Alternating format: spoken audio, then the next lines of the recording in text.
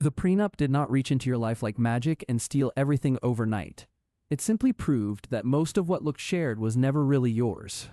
That is the cold version of this story. And it is also the more believable version. A prenuptial agreement is a contract signed before marriage. It usually sets rules for property, debts, business interests, appreciation of assets, and sometimes spousal support. In ordinary marriages, that can already matter a lot. In billionaire families, it can matter even more because the prenup is usually only one wall inside a much bigger fortress. That fortress may include trusts, family partnerships, company structures, estate planning, and later follow-up agreements. So when the marriage ends, the shock is not only emotional, it is structural. You learn that access to wealth and ownership of wealth are not the same thing. That is why the phrase "the prenup takes everything" feels true even when it is not literally true. In many cases, the poorer spouse does not walk away with nothing. But the document can define so much property as separate and limit so much support that the result feels like total loss. A strong high net worth prenup can say premarital assets stay separate. It can say inheritances stay separate. It can protect trust interests. It can wall off family company shares. It can even treat future appreciation of major assets as separate instead of shared. That matters because growth is often where the real fortune sits. A spouse may live beside massive wealth for years while gaining no claim to the growth that made that wealth larger. Support is another brutal area. Some prenups waive alimony entirely. Others cap it, time limit it, or tie it to a strict formula.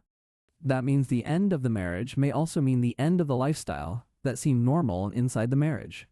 And lifestyle is where many people get confused. Living in estates, flying private, attending elite events, and moving through a dynasty can feel like ownership. Legally, it may be nothing like ownership. That is one of the harshest truths in this subject. The palace was real. The cars were real. The staff was real. But title, voting rights, trust access, and family capital may have stayed locked away from the start. Under traditional U.S. standards, a prenup is usually attacked on a few main grounds. Was it signed voluntarily? Was there enough financial disclosure? Was there a written waiver of more disclosure?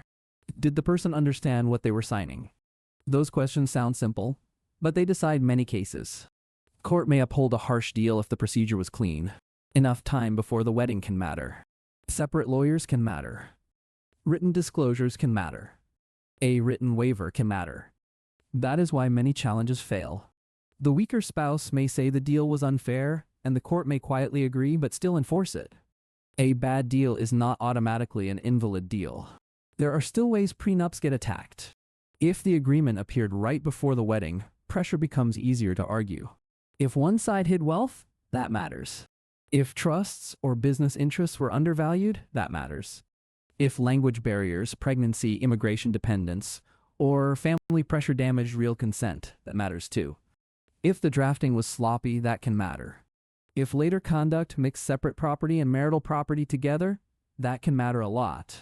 That mixing is called commingling, and it can blur the clean lines the prenup tried to protect. Still, strong family money usually plans for exactly that danger. Bookkeeping rules may be written into the deal. Ownership may sit inside entities the marriage never touches. Other clauses can make the whole thing even harder to fight. Confidentiality terms can keep the dispute quiet. Arbitration clauses can move the fight into private forums.